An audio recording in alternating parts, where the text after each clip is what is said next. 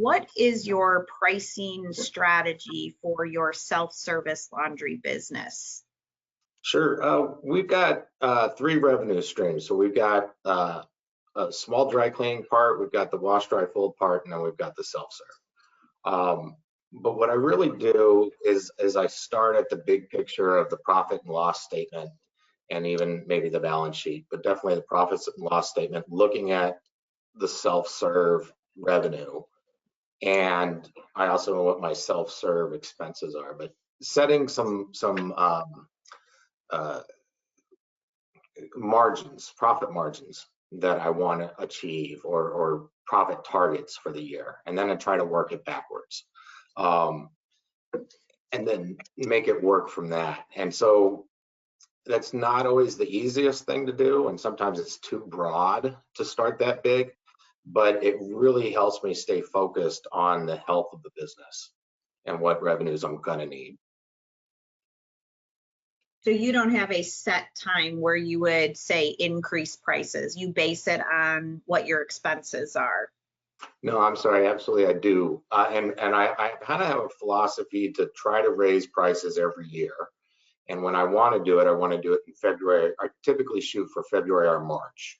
I want to avoid the shell shock before the holidays when people are stressed out about Thanksgiving and Christmas.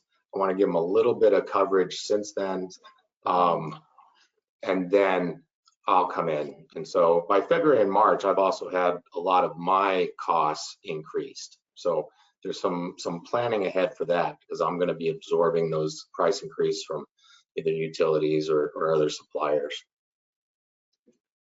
That's a great idea for timing, because you feel like everything increases January 1st. So taking that a step back, they don't, it's not as harsh, I guess.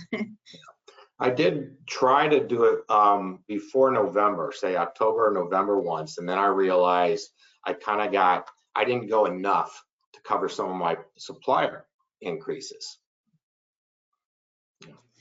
So Al, same question. What is your pricing strategy for your self-service business?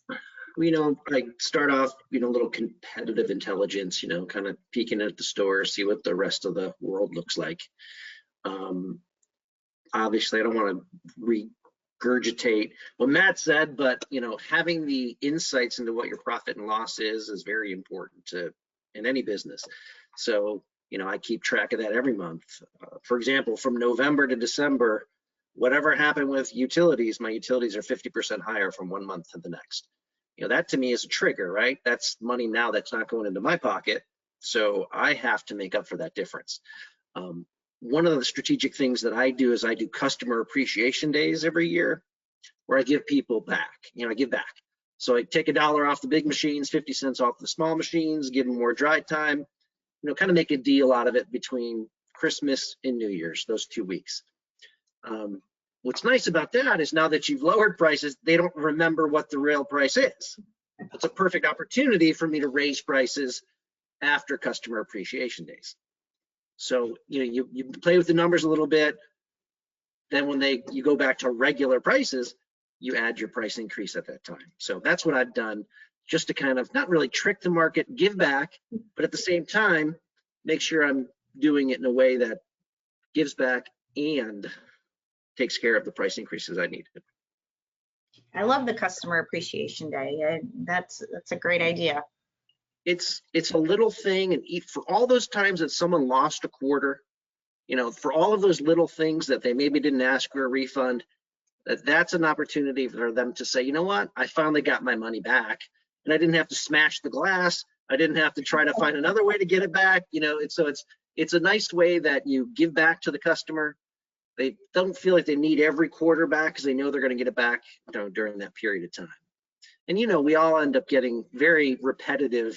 You start to get to know your customers, and they actually look forward to it now. They're like, hey, when's that customer appreciation days again?